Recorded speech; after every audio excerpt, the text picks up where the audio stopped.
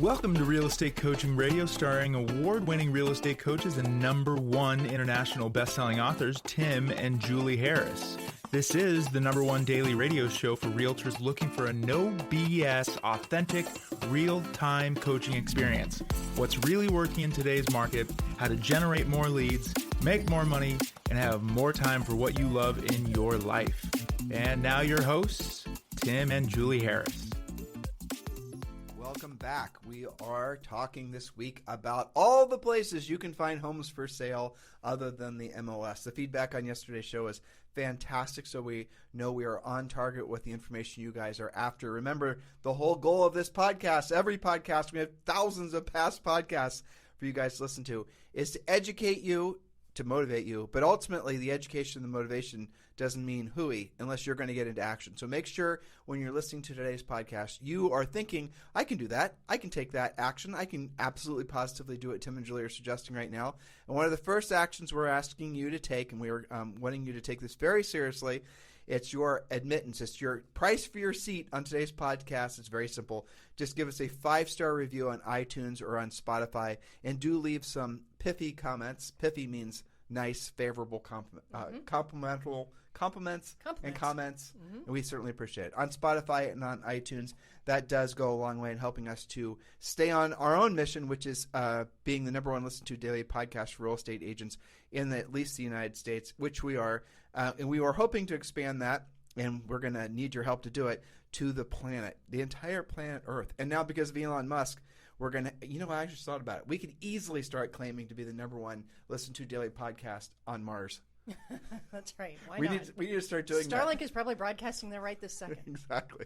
So we left off yesterday on point number 5. And again, make sure you go back and listen to yesterday's shows about this particular topic, and do expand your thinking, but most importantly, do take action on your expansive thoughts. Point number 5, Mrs. Harris. Yes, and I love these points because it accomplishes 2 things. One is it enables you to get your wayward buyers in contract. You know, those folks that are counting on you to actually find them something. And by using them as your excuse to do these items, you will also create listing inventory for yourself, because not every listing that you uncover will be a match for your buyers. And so to even take this thinking to the next level, how many sellers are out there that would be sellers, if they had a place to move to? So in your quest to find listings, how often will those listings that you find when you use one of our sources and you indeed find a house for sale, you think to yourself, you put that house for sale, you let other people know about that property, you do all the things we teach you to do in the coaching program. A lot of those people, depending on the price range, probably 50 or 60% of them are also going to have a house to sell. So you taking action on one of our ideas and listing just one house, how many transactions is that going to create for you? One listing could make your entire year, especially if you have a higher end sale price. That's exactly true. So point number 5, if you missed points 1 through 4, get caught up on yesterday's podcast. Point number 5, new build sales reps can also tell you which homes are about to fall out of contract. They do come out of contract at many different points of being built for many different reasons. Now, if they don't already have someone set to buy it, this is an off-market new construction listing. You will not see that in your MLS. And I just thought of course, another point kind of related to this. Point number 5A. 5A, 5.5. And that is to talk with the listing agents who are very dominant in your market, because they probably have, I know they have because I talk to them all the time, a list of people who would be just what you said. I would normally list, but where am I going to go? You can control that entire transaction, build in time frames, have lease backs, do everything that you can't do when you're competing and losing out. When you network, and maybe you are one of those agents, good for you if you are, but network with agents who you know typically do have listing inventory. So let's give them some advanced coaching on this last point. So you will discover that not very many build reps will take, or not many builders will take, a home sale contingency unless the house was like 2 years, or the new construction is for like a year or 2 years out. All right. So that's not that frequent, but let's just focus on this. If they went into contract on new construction, but they were not contingent on home sale, I guarantee you they're contingent on financing. And I bet you, follow me here, the financing was contingent on home sale. So the builder accepted a non-home sale contingent contract, but did accept a contingent of financing contract, and the financing was contingent on, guess what, the home sale. If the house didn't sell for whatever particular reason, obviously they're going to want to that builder is going to want to get that property sold. That loan officer is going to want to make sure that property gets sold. Nobody gets paid unless the property gets sold. So not only are we suggesting in point number 4 that you work directly with the new build reps, you want to work directly with the new build reps' preferred lenders. You want to work with the in-house lenders that the new build reps might be using. Again, you're going to have to do some real work. I actually just thought of another point. Yes. And I'm going to say it now, even though it's out of sequence, but it's still worth doing. Back in the housing crash, we coached all of you guys to go directly into your local banks, go directly to your bank managers, and ask them specifically who handles the potential distressed property in your community at that particular bank. And many of you were able to become listing agents for asset management companies or directly for those banks. That will still happen, but it's happening in a different way now. So a lot of times there's 2 different kinds of loans. There's obviously the loans that the bank will service, but essentially it's a government loan, but they're servicing it. They're collecting the payments. Their names are on the website when you log in to see your mortgage balance, but they're servicing the loan for somebody else. But some of these banks, a lot of these banks, especially in the upper end non-conforming loans, they portfolioed those loans. In other words, they lent their own money, so they're servicing their own accounts. Hopefully, if you guys don't understand what I'm saying, just keep all these thoughts in your head and you can fill in the blanks later. This podcast is 30 minutes, but you hopefully are understanding this concept. If you walk into the bank and you ask the bank, what are they doing with their portfolio loans that are in default, you will discover that they absolutely positively refer those to local agents. If you're a customer of that bank and you're talking directly with that bank manager about obviously, hopefully helping them with some of their potentially distressed property, you will get those leads. Because do you think any other agent has ever walked into that bank manager's office and had that question asked of them, at least in the past 14 or 15 years? Nope. That'd be a hard no. So be proactive. You will find all kinds of hidden inventory of homes for sale, all kinds of things. Another thing, I don't want to go on a total tangent here, but banks are also going to know about some things that happen when the houses go into probate. We'll talk about that here in a second. Maybe tomorrow we'll talk about that. But there's so many different avenues for you to create business for yourself. Think to yourself, who are the people that are already in touch with a mortgage, a house for sale? Think of all the different people and businesses. Go to all of them. And how about this, guys? There are home inspectors that you could be asking for referrals. Obviously, we talked about lenders. We talked about, how about home improvement companies? How about companies? There's what's that company, Julie? They're actually a sponsor of the podcast occasionally. The one where they fix up the house prior to being for sale. Yes, but I can't remember the name of it right now. It'll hit me in a second. Well, they're marketing to agents for agents to take the houses to them and give the consumer, fix the house up, and the consumer can pay this company back when the house goes to close. You guys will find that there's other contractors that are doing similar things in your marketplace. Well, they obviously are being contacted directly from a perspective from homeowners who need to have work done to their house, and maybe they didn't have the money, or maybe the contractor was more than willing to do the work and put some interest on the loan, or just all these other types of things. Those are another great source of business. So just start thinking in terms of everybody who comes in contact with a seller, which is obviously thousands of people. Those are just a litany of potential listing opportunities for you. Yes, but only if you ask. Don't be a secret agent. Point number 6 is one of my favorites. For rent by owners of single-family homes, duplexes, maybe fourplexes. They are advertising their phone number. What is the number one thing you guys like to complain about? I can't find the phone number. Not with for rent by owners. It's right there. The script is simple, and it's a business decision for them. They're also a great resource to have a place for your wayward sellers who have sold but not yet bought. Joe in Columbus asked me about this all the time when we have a new vacancy. He's like, I've got a seller who sold, but they haven't found anything yet. Can they do a short-term lease? So those for rent by owners have multiple purposes. But certainly, if you have a buyer that is not in contract because you haven't found him anything yet, and there is a for rent by owner, this is an investor who owns a single-family home, whose house meets your buyer's criteria, it makes a lot of sense for you to ask them if they would consider selling. Now, here's what they're going to say. One of two things. They're going to say, nope, I'm going to keep it forever. That's usually what I say when they call me, right? Or they're going to say, well, I don't know, what kind of price do you think you could get me for it? It's a simple business conversation in which you then offer to do a free comparative market analysis, maybe meet them, sit down for coffee. It's either a listing for you to list, or it is a match for your buyer, or they decide not to do anything. Most single family and small multifamilies are still owned by mom and pops. They're not owned by big institutional investors. And how many of those small mom and pops actually take the time to know what the properties are worth? How many of them would be shocked if they knew what their properties are worth now? And how many of them will be thrilled when you call them and let them know? And then they'll be more than happy to get the property sold. You will discover that it's more than nothing. It's especially in the single family home. Like, for example, if you see one, we call it a landlord, investor, whatever you want to call it, but they have, say, less than 5 rental properties, or maybe even 1 rental property. It's a single-family house. Maybe it's a condo. They were probably involuntary landlords. Yep. They didn't choose to buy that. They got stuck with it, or they inherited it and got stuck with it. Or maybe they've owned it since the housing crash. They couldn't sell it then because they were upside down. They don't know the fact is that now they're not only not upside down, but they actually have a lot of equity. I promise you they would love to get rid of that property. It's been rented consistently, but still it's not been a big cash flow house for them. And maybe they want to sell it so they can use that cash to, guess what? Put towards the purchase of a move-up house. Thus, you create another listing for yourself. Their existing house they're living in now you've given them, say, $50,000 from this rental property you just sold or whatever. They sell their existing house, and now you have all this added equity that they can then translate into buying some dream house they've always wanted to buy, or a builder house. You guys get it? You have to start thinking in terms of all the different opportunities that are out there.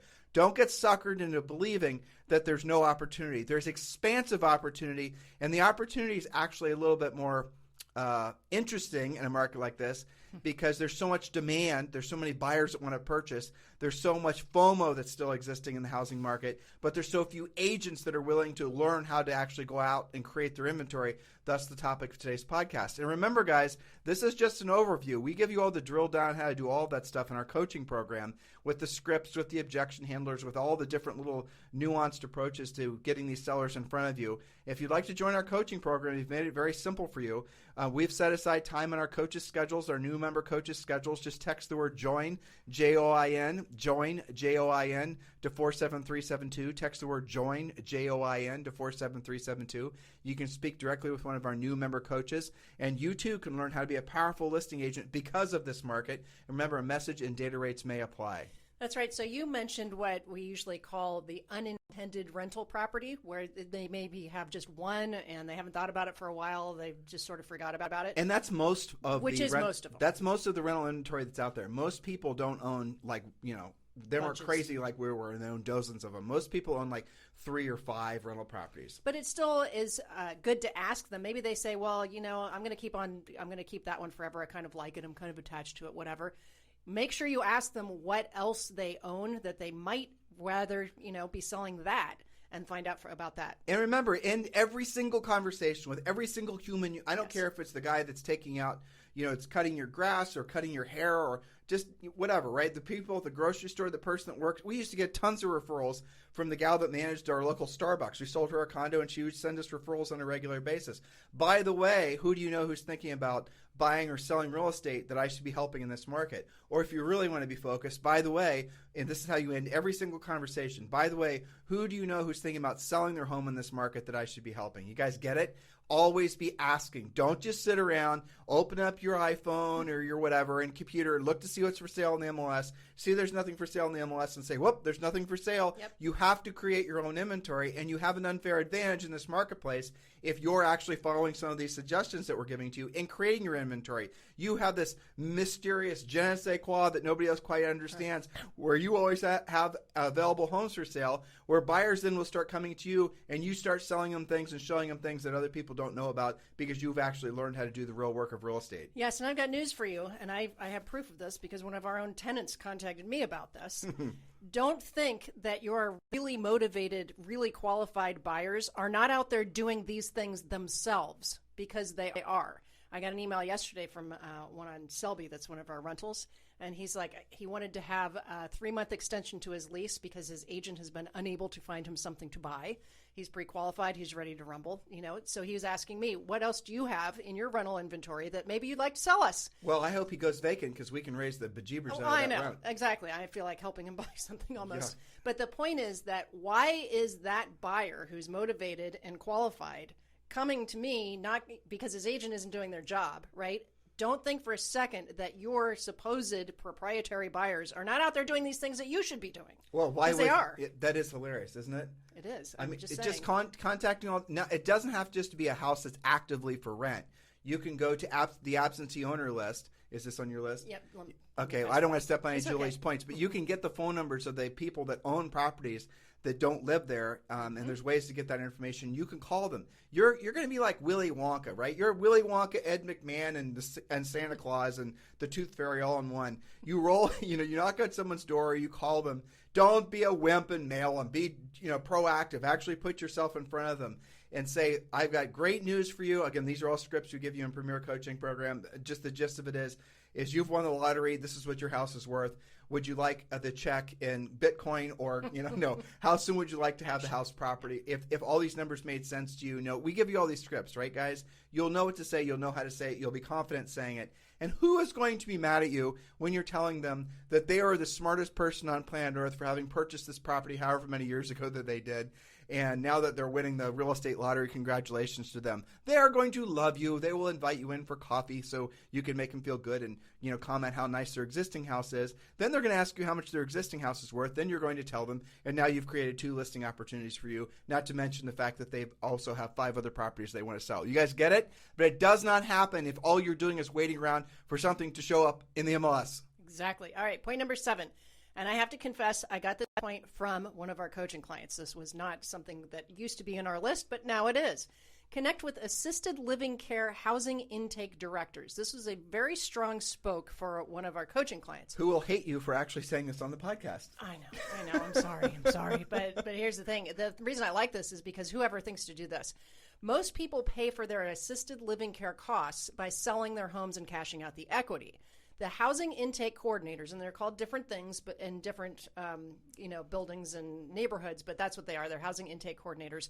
They're a great source of those leads. So provide value by being a liaison between the homeowner and the director will love you because they have a very long lead follow-up process. Well, let's give them the how this actually works. Yes. So when you wanted to, and we did this when we sold real estate, we've coached people to do this as well. So let's say, for example, you have someone, or maybe you yourself, are wanting to move into an assisted care living facility. There was a really nice one where we used to live. What was it called? The really Faradine. No. There was one that was by Graceland. Oh, yeah. Wesleyan. Whatever What it was was. called? Yeah. Yeah. Very nice. But what it is essentially is you have on these properties, you typically have single family houses.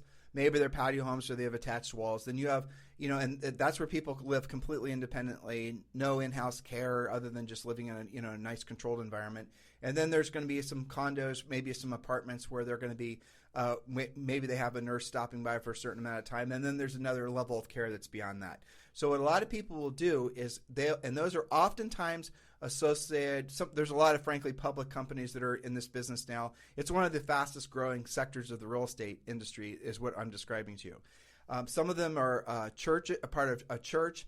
But what happens with a lot of these is they'll have their contract price, and then but their price, like, for example, you walk in there, Julie's grandma was at Faradine, right? Yep. And I remember you were telling me that when they do an asset search, so prior to Julie's grandma named Minnie going into Faradine and her husband Alan, they since gone to God. So, this is a while ago. So these numbers are going to give you are obsolete by at least 15 years or something, right? Probably 10, yeah. Yeah. So what they did is they asked for complete assets on whoever's wanting to go in there. What's your house worth? What are your accounts?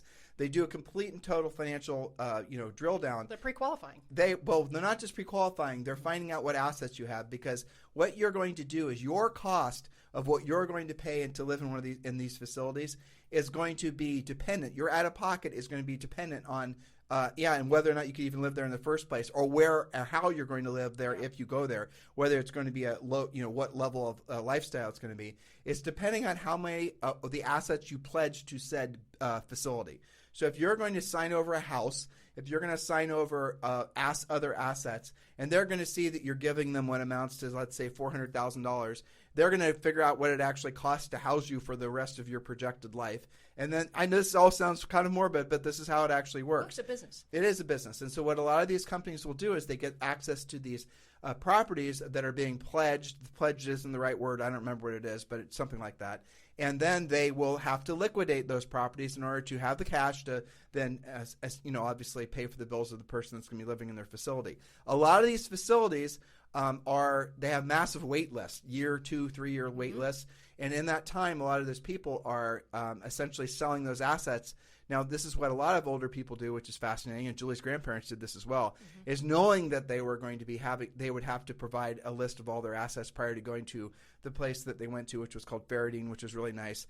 They sold and gave away basically all their assets. Yes. And then they were still able to go there, still had a great lifestyle. But then this is the interesting part. A lot of these facilities are subsidized by the government dependent on someone's net worth or what they can contribute. So if they have, they will get less subsidized by the government the more assets they have. So they can still go there and live, but if they have less assets, then obviously the government's going to have to make up the difference between what they would have otherwise been willing to pay. And it's also fascinating in some of these places, if your net worth is too much, which is crazy to actually, just put this in your head.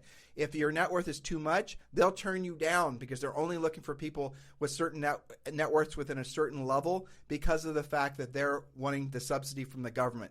I don't understand how the whole business works, but again, I've had coaching clients that do this. The bottom line is you walk into these places, you talk with the intake directors. The intake directors are all going to have a constant stream of elderly people that have houses and other assets that they're going to want to sell. That's another killer spoke for you. Yes, and their representatives, maybe their heirs are taking care of it, but the point is they have a huge lead follow-up list is really what it is, and all of these people in some sense have home equity or they're going through that process. So that is a fantastic connection and a really great potential spoke. You can modify your pre-listing package. Our coaching client that I originally talked to about this, she modified her pre-listing package to include contacts for estate sales specialists, pet rescue, moving, storage, and it was all based on her discussion with one of these housing intake coordinators who told her what the initial contact was, what all of their objections were. Okay, which was, well, I'm not quite ready yet. I'm just looking at my options for when it's time. I don't know what I'm going to do with my golden retriever. I don't know what I'm going to do with all this stuff I've collected in the house living there for 35 years. So that makes sense to connect and be a liaison to estate sales specialist, also a great connection anyway. So this is one of those things where one thing leads to the next. Estate sales specialist is a fancy way of saying basically somebody that goes in there and they'll auction all the household goods fancy off. Garage sale. And this should have been another point, but that is another great source. Again, Julie and I got business by accident. There was a property that was listed with us. I remember this very clearly. And the people had passed away. The heirs were wanting us to get rid of the house for them. They were all out of state. The house was full of all their personal belongings.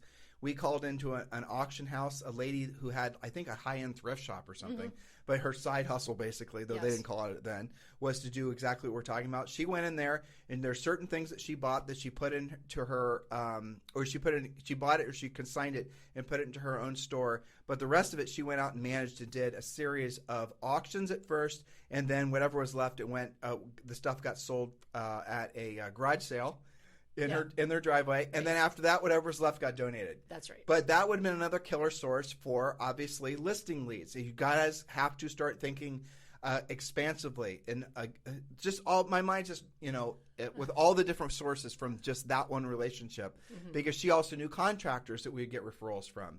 She would also know other sources of business from other people that were in some version of the same industry. From, say, for example, we had a police officer, Russ, and Russ and his wife would specialize in there. She was a dentist, he was a police officer, but as a hobby and as a great way of making money, they were going out and doing flips on the weekends. Well, how did Russ know about which properties he wanted to buy? He was buying properties that were in his beat. He was patrolling a particular part of Columbus. He knew what properties were vacant. He knew what properties were going to be coming for.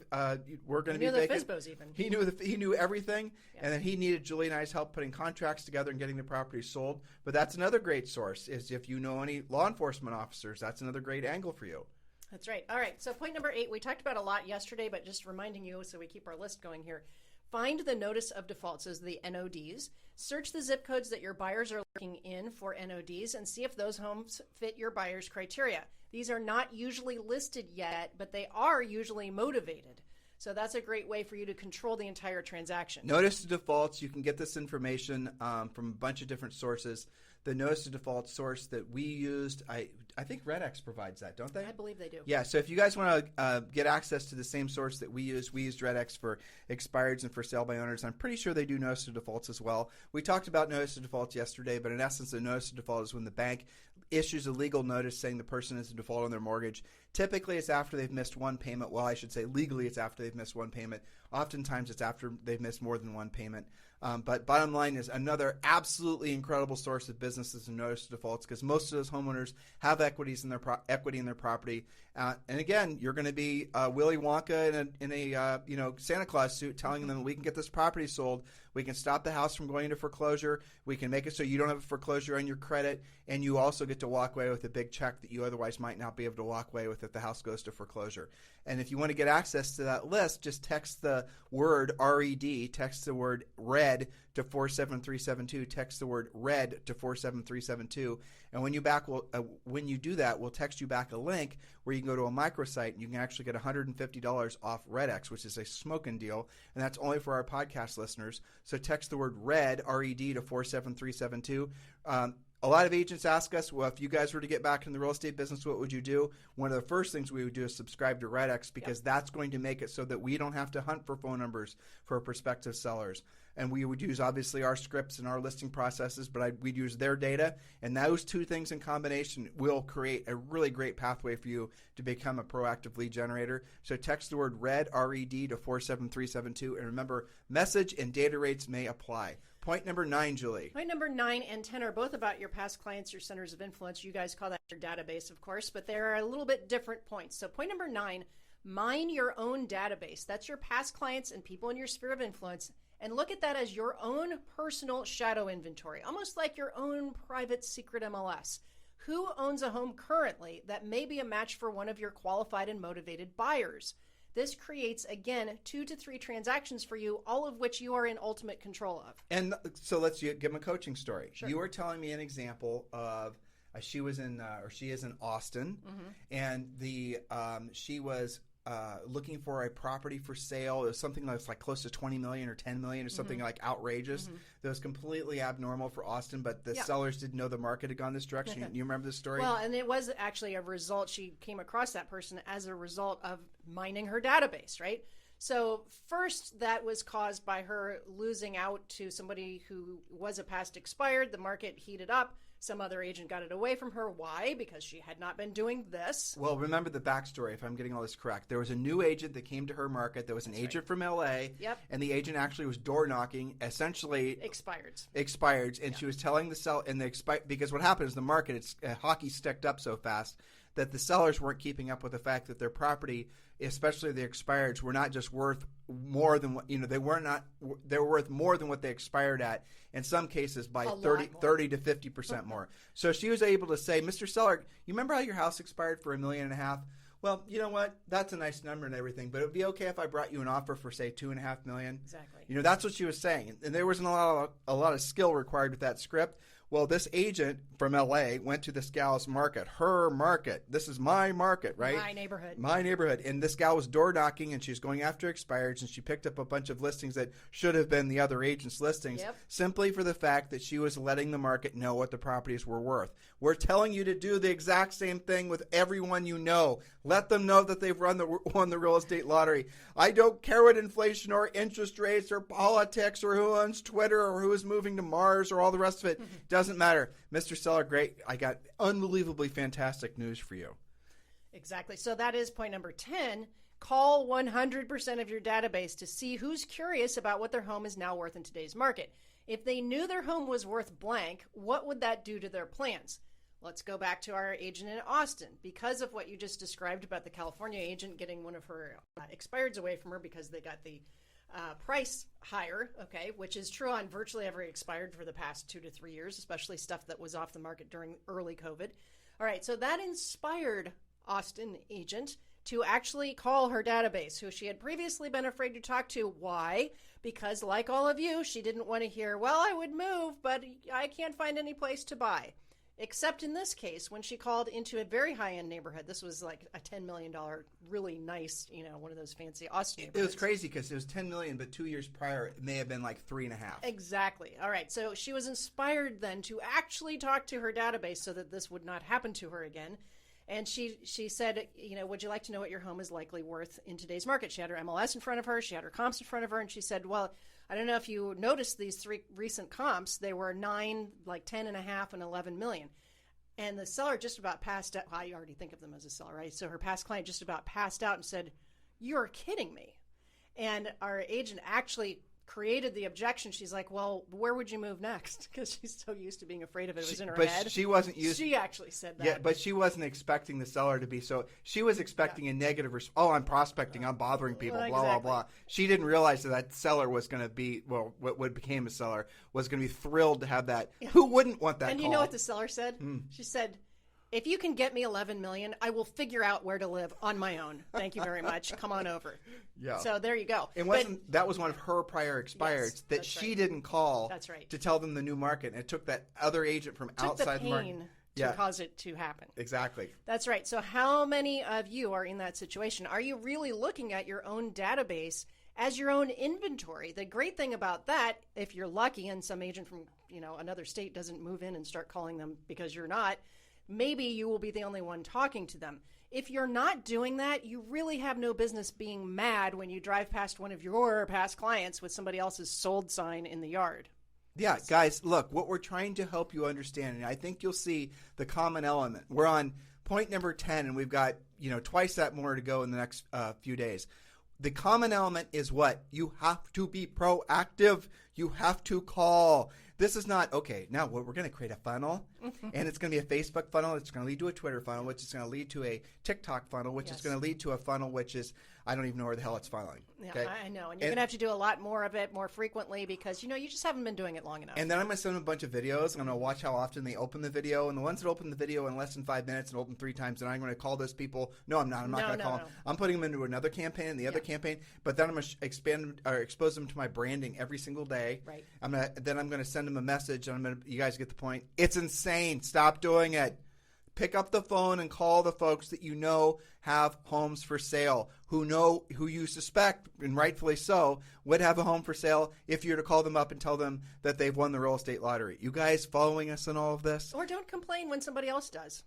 There might be people out there who will, and this is what you're going to experience. We were waiting for Johnny or Susie to graduate from high school or whatever, but forget that. If you're telling me right now I can get 11 million, Johnny or Susie can live in the mobile home. Exactly. We're going to drive around the country and live in a camper. Well, but the point is that people's motivation does change, especially when you let them know what they could cash out for.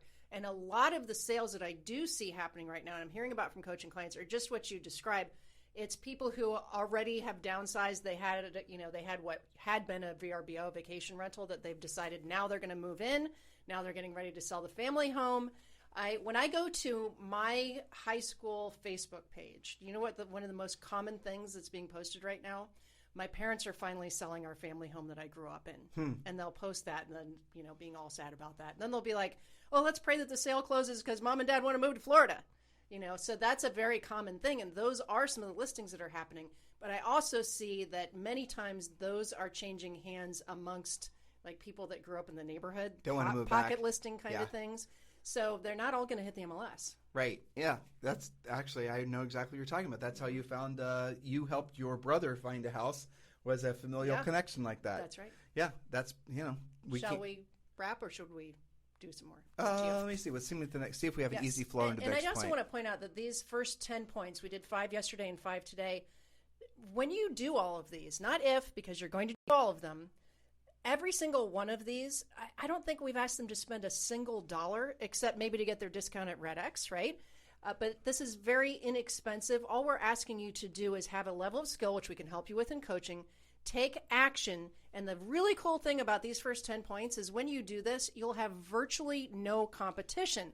How many of you guys are so frustrated because you're trying to get your buyers in contract, you keep on losing out, you have buyers who are otherwise motivated and qualified, but they can't make up the appraisal gap, or they can't do a ginormous earnest money deposit. Well, if you want to keep on banging your head into the wall, keep doing the same things that you've done, which will make you lose, and then that buyer will eventually bail on you. Some of those buyers also have listings that you're going to lose out on. So if you want to get different results, you have to take different action. I'm going to expand on that thought because it's so relevant. In a market like this, every single the approach has to be whatever I did last year or the years prior that was working to generate business, to make a profit. Hopefully you're making a profit. Hopefully you're making a big profit. You have to start with the assumption, because all the rules have changed and are changing so fast, that none of those things are going to work at all, or they're not going to work at the same level. And this really goes for anything that is a passive, paid lead generation type thing. All of those things, those companies all come to market when it's a hot seller's market, because agents, they're not really paying too much attention to their cash flow because the cash is flowing. That goes true with all kinds of ancillary mortgage companies, title companies. They all just say, well, what the hell? The money's coming in. We have, tens of thousands or even millions of dollars coming in on the books, coming in for the next few years or 6 months if you're whatever, right? You guys get the point? People don't take the time, stop and analyze. That's the reason that branding companies come around. There's no way to hold, if you can't hold accountable what it is that you're spending your money on, chances are you shouldn't be spending your money on it at all and never should have in the first place. Because if you can't absolutely positively say this expense is leading to this paycheck, a direct correlation, A has to equal B, in a market like this, you really should stop doing it, and you should stop doing it urgently. And now that's not to say, here's the thing you got to understand. If the things that worked in the previous market don't work now, it's not to say they're not going to work again in 6 months to 12 months, but you can put them on the back burner and stop wasting your money on these things. You've got to start being proactive. But here's what's going to happen.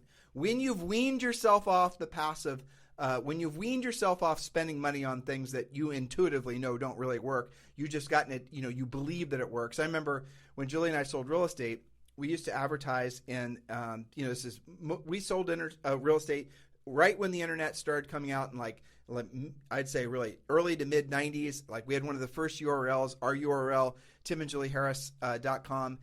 It was, we bought that, I think, in the first year that consumers could buy URLs. It's an ancient URL. But at that same time, that internet marketing and lead generation was just starting. But the thing that people were mostly still doing, and they still do this in a lot of rural communities, frankly, are these homes magazines that you see at the grocery stores and whatnot. And Julie and I would spend a lot of money on these homes magazines, especially on some of our upper end listings. And then, the only people that would ever read them was the people waiting to check out and buy their whatever they're buying, yep. Or the sellers who actually, love to see their house in pictures and all those types of things. Well, I remember when the market adjusted, it was after September 11th, yep. Or the stock market crashed or something. And we were having this very conversation with ourselves. The days in the market was extending. The nature of the market was changing. It wasn't exactly like it is now. But the point was there was a lot of consternation, headwinds in the marketplace. And we said, well, what can we absolutely positively not directly lead a closed transaction? Like, did this equal this, right? And then we stopped doing those homes magazines. And I have to tell you, we had probably sleepless nights because we were worried that somehow the world would pay attention to Tim and Julie Harris, no longer in whatever the homes magazines were. They must have, fallen off the face of the earth. What happened to them? Why are they? Nobody cared. Nope. Nobody cared except us. And our savings account. Yeah, because we were spending like $100,000 a year, and this was back in the 90s and all this stuff, right? And then we realized it was all an immense waste of money. We stopped doing it, had no detrimental effect on our business whatsoever. Nobody cared, did not prevent us from taking listings. There are so many things like that. Now, there were not that many things to waste money on back then, but nowadays there are thousands of things to waste money on that if you stop doing would have no effect whatsoever on your business. You got manipulated by your ego into believing that you had to do it because everyone else was doing it. FOMO, if you don't do it, you're going to be, essentially people aren't going to want to list with you because they're going to think that you're out of date, out of touch. All that marketing, all that branding, all those companies, you're going to see this time next year, year after that, they're gone. They're out of the business. Now, when the market pivots back, it's going to be a while, but it becomes an incredibly, whatever. The dynamics change.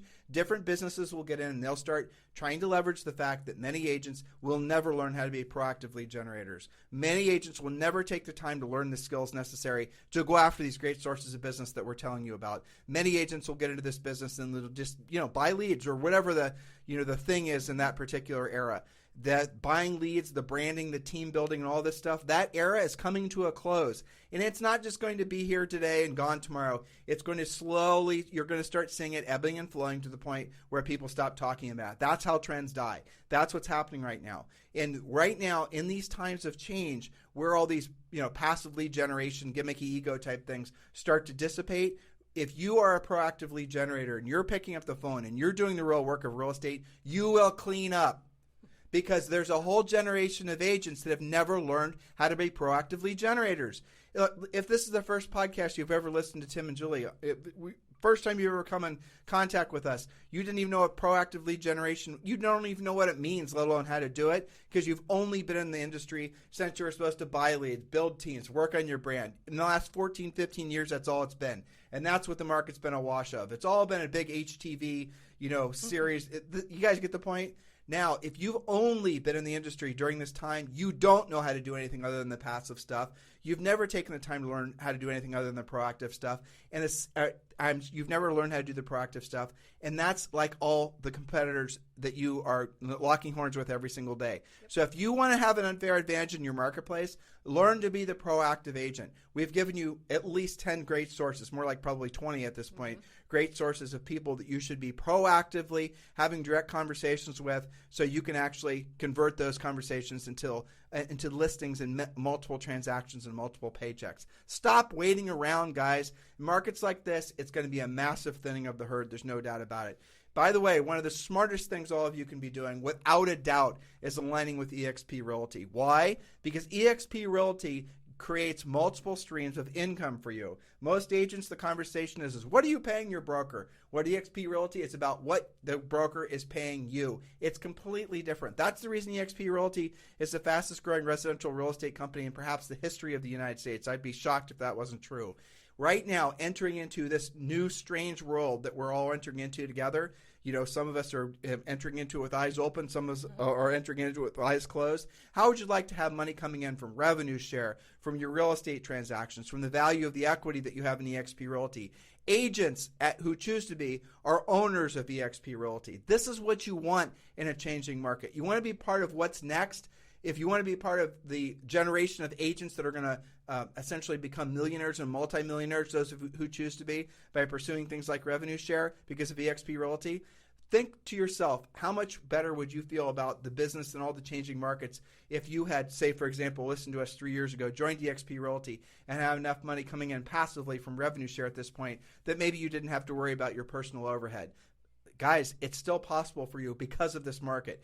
Brokerages, teams, individual agents, new agents, seasoned agents, it's a perfect brokerage for everyone. And yes, obviously, Julie and I are proudly associated with eXp Realty. We'd love the right to be your sponsor, earn the right to be your sponsor at eXp Realty. And I'm going to announce something, and I did not tell Julie about this, and we're not really set up for this yet, but I'm going to announce it. When you join eXp Realty and you're personally sponsored by Tim and Julie Harris, we're going to give you the first month of Premier Coaching for free. So you can get into our coaching program for free if you choose to be sponsored by Tim and Julie Harris when you're joining eXp Realty. But here's how you've got to do it, because I've got nothing set up for that yet. Just text me directly, 512-758-0206, 512-758-0206. You know what? I'm going to make it even better. Okay. If you're personally sponsored by Julie and I at eXp Realty, we're not going to give you the first month for free. We're going to give you Premier Coaching for free. If you're an existing Premier Coaching client, Julie just gave me a look. If you're an existing Premier Coaching client and you're personally sponsored by Julie and I, you message me and we'll extend your coaching agreement with us for free. If you are ready to join eXp Realty and you're looking for a sponsor that's obviously going to be incredibly proactive in your success, Julie and I will give you our Premier Coaching program, which is worth $3,000. That's what people paid for years. We'll give it to you for free if we're personally sponsoring you at eXp Realty, but you've got to text me directly at 512-758-0206. There's no link, no page, no place, no text other than to text me on my cell phone. 512-758-0206. So if you're ready to join eXp Realty and you're looking for sponsors that are obviously going to be very proactive in your success, Julie and I would love the right to be your eXp Realty sponsors, and we are going to give you our premier coaching program for free if you're personally sponsored by us. Text me directly at 512-758-0206. You weren't expecting that, were you? No, I need to go recover now. So, but here's the cool thing, you guys. We talk about at sort of the flyby level, a lot of scripts, for example. Every one of these 10 points had some level of scripting to it, which we do, you and I, just sort of conversationally, because we've done it so many times ourselves, plus coaching calls, et cetera, and with the coaches. So if you want the actual download, print out the scripts. This is the exact conversation. That comes from Premier Coaching. Yep, it does. And if you're being personally sponsored by Julie and I, eXp Realty, Yeah. that doesn't cost you anything. And that does include your daily semi-private coaching call with one of our coaches. So there you guys go. Hopefully we filled your heads with education, motivation, frankly, optimism too, because changing markets like this, we love. Markets like this are fantastic because when you're willing to work and you have skill set, you are going to so easily dominate because there's still billions of agents. But the reality of it is they won't have the skill set that you'll have. So you are going to have this undefinable, unfair advantage in the marketplace, and that's exciting. It is. And really, these types of things that they have to do now to sell what they need to meet or exceed their goals, I really believe this is what makes great agents. Yeah, because, definitely. Because, when the market's kind of selling itself and the buyers are finding it on their own and you just have to throw a contract together, you're a listing agent, you just got to choose one out of 20 contracts that you can accept. Honestly, is that a lot of skill? Is that a high-level skill? It does take some skill, but it's not the same as learning this stuff. And when you guys go after these sources that we've rattled off for you so far, you're not competing with a bunch of other agents when you call it for rent by owner. You're not competing with a bunch of other agents when you call an assisted living facility. You're not competing with a bunch of other agents when you call notice of defaults. Well, there's more than, agents do chase those leads. There's not that many other agents that are going to be calling your centers of influence and past clients in your database using our scripts, know what to say, how to say it. You guys get the point? In a market like this, you make your own market. If you're waiting around for the market to come to you, you're not going to make it. Nope. That kind of rhymes, and that's a perfect way to end today's podcast. There you go. You guys have a fantastic day. I really appreciate the motivation for this topic. A lot of you guys have been asking for us to drill down on this, and we are. We'll continue for the next few days. And you guys have a fantastic day. Please, please, please do give us a 5-star review on iTunes and on Spotify and leave some nice comments why you love the podcast. So many of you do. This is the #1 listened to daily podcast for real estate professionals in at least the United States. It is incredibly thrilling for us, and it's absolutely our honor, our professional honor to be your podcast coaches, and those of you who are going to move forward and become one of our coaching clients. Guys, be excited about this market. Don't be scared of it. Let everyone else be scared. Let everyone else worry about what's next. You know what's next. You're going to stay aligned with Julie and I. You guys have a fantastic day. We'll talk to you on the show tomorrow. This podcast is a part of the C-Suite Radio Network. For more top business podcasts, visit c-suiteradio.com.